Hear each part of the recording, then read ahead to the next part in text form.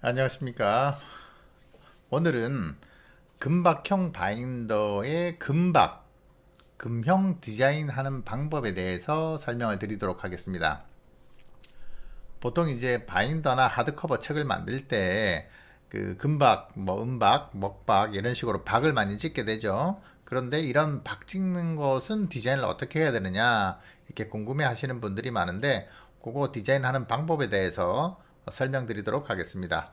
우선 홈페이지에서 참조를 한번 해볼까요? hardcover.co.kr 가시면 여기 가시면 이렇게 이제 샘플들이 많이 나와 있어요. 기존에 저희들이 이제 예전에 작업했던 영상들인데 여기서 아마 바인더 한번 보겠습니다. 바인더를 눌러 보시면은 오늘 홈페이지가 좀 늦습니다. 바인더를 눌러 보겠습니다. 누르면은 홈페이지 정비 중인지 빨리 넘어가지 않습니다. 여기 보시면은 금박형 요런 게 이제 금박이죠. 요런 거 요거 한번 해보겠습니다. 요런 거 이제 요런 이미지에 이제 금박을 찍을 때 보통 이제 작업을 어떻게 해줘야 되는지 또 어떻게 작업을 하셔야 되는지 그 작업하는 방법을 실제로 똑같이 따라 하면서 한번 테스트 해 보도록 하겠습니다. 자, 이렇게 어, 바인더 이제 큰 힘 이미지로 보시니까 좀 확인이 좀 뚜렷하게 확인이 됩니다.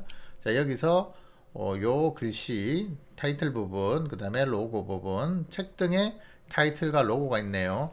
요거를 비슷하게 한번 만들어 보도록 하겠습니다. 우선 요 화면을 캡처를 한번 해 보겠습니다. capture를 먼저 하시고 그 다음에 홈페이지에 보시면은 이제 gsbinder.kr로 가시면은 이렇게 감성 바인더 홈페이지가 나오는데 여기에 오른쪽 메뉴에 표지 양식 다운로드가 있습니다. 표지 양식 요거 눌러 보시면은 표지 양식이 있어요. 그 중에 오늘 테스트할 거는 260에 310 32mm짜리 두께 32mm짜리 일반 바인더 요거 누르시면 여기 다운로드를 할 수 있는데 요걸 눌러서 다운을 받으시면 됩니다. 이렇게 다운을 받으시면 이렇게 돼 있는데 이 레이어는 삭제를 하지 마세요. 기본 삭제 금지 레이어. 요 레이어는 저희가 나중에 제대로 작업을 해서 보내셨는지 확인을 하기 위한 기준이기 때문에 이건 삭제하지 마시고 여기 들어있는 글씨만 삭제하도록 하겠습니다. 이렇게 이 글씨만 우선 삭제하겠습니다. 그리고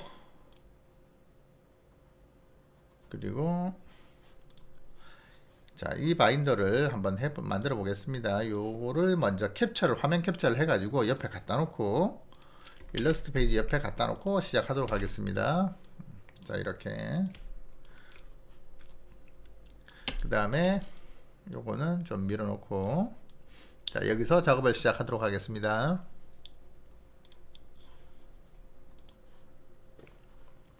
자, 글씨를 써보겠습니다. 똑같이 한번 써보겠습니다. 글씨를 한 60 정도 크게 자 써보겠습니다.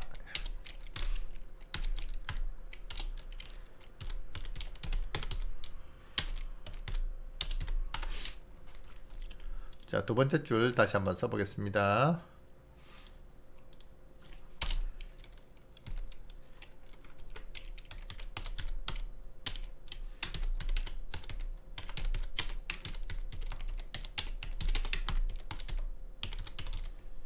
자, 글 썼습니다. 자, 그러면 이렇게 쓴 다음에 글씨 크기를 위에 굵기와 아래 폭을 위에 글씨는 굵은 서체, 아래 글씨는 좀 가는 서체, 작은 서체로 맞추고 이 좌우 폭을 맞추었습니다. 자, 이렇게 작업을 한번 해보겠습니다.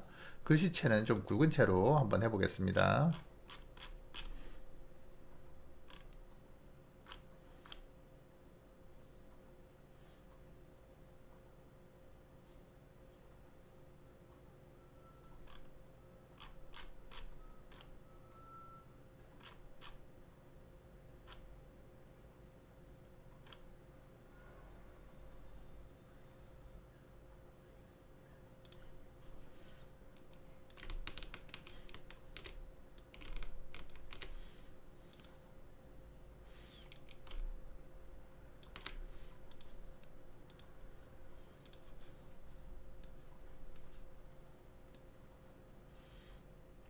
자, 폭을 맞추고 금박을 찍을 때는 너무 가늘어도 또 너무 굵어도 작업이 어려우니까 금박이 깔끔하게 찍히기가 어려운 수가 많아요. 그래서 가급적이면 일반 가는 서체보다는 적당히 조금 굵은 서체, 뭐 이런 서체 정도면 금박이 무난하게 잘 찍힐 수 있다고 보시면 되겠습니다. 자, 그러면 요걸 두 개를 갖다 놓고 비슷하게 한번 해보겠습니다. 자, 굵기를 요거를 자, 적당히 자, 이 정도 자, 이 정도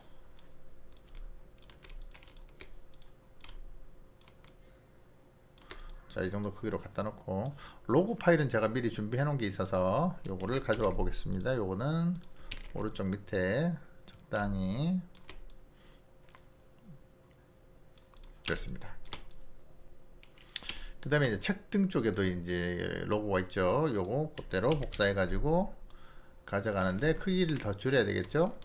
이제 이때는 이 크기가 너무 줄어들기 때문에 로고 크기가 책등이 이제 3cm 정도밖에 안 되다 보니까 이 로고 폭은 보시면 2cm 정도, 22mm네요. 22mm면 이 세세한 글씨들은 보이지가 않아요. 이런 글씨들은 실제 금박을 찍었을 때는 뭉쳐가지고 제대로 보이기 힘들 수 있습니다. 예, 안 보일 수 있습니다. 감안하셔야 됩니다.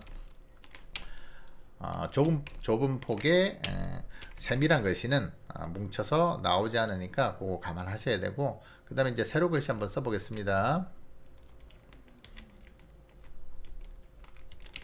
복사를 하고 하나 더 복사를 해서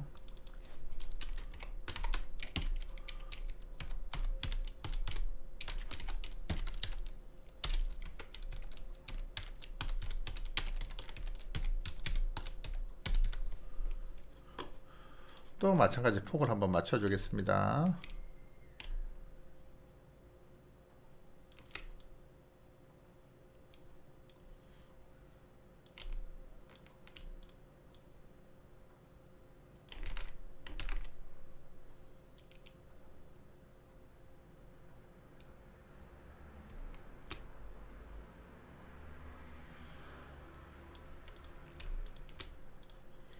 그 다음에 이제 책등에 들어가야 되니까 작게 줄여야 되겠죠.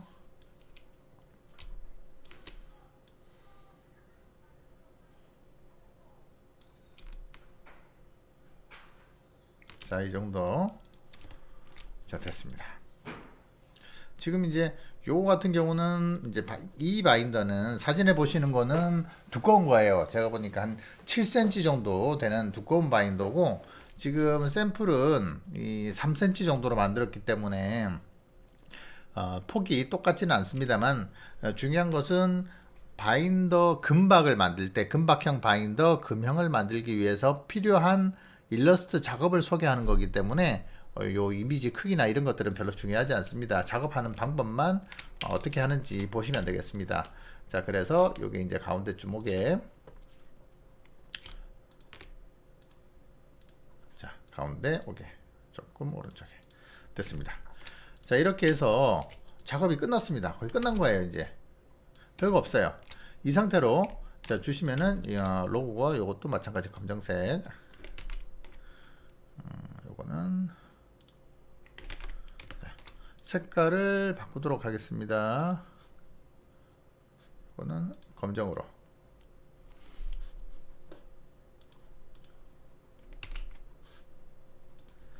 자, 다시 보겠습니다. 이번에는 이 로고 부분을 검정으로 만들어야 되는데, 이 검정을 만들 때 자, 로고를 선택하고 보통 색상을 이렇게 검정으로 눌러 주시면 되는데, 이제 흰색 글자까지 다 묻혀버리니까 요거 다시 한번 해보겠습니다.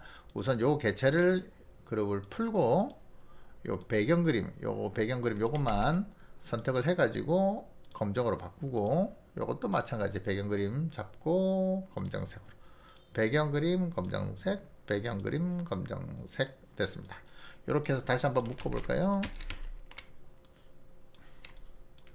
자, 요거를 다시 그룹으로 묶어서 됐습니다. 이렇게 하면 이제 여기도 한 군데 비었네요. 요 그림은 검정색으로 바꾸기 힘드니까 요거를 가져다가 그대로 쓰겠습니다.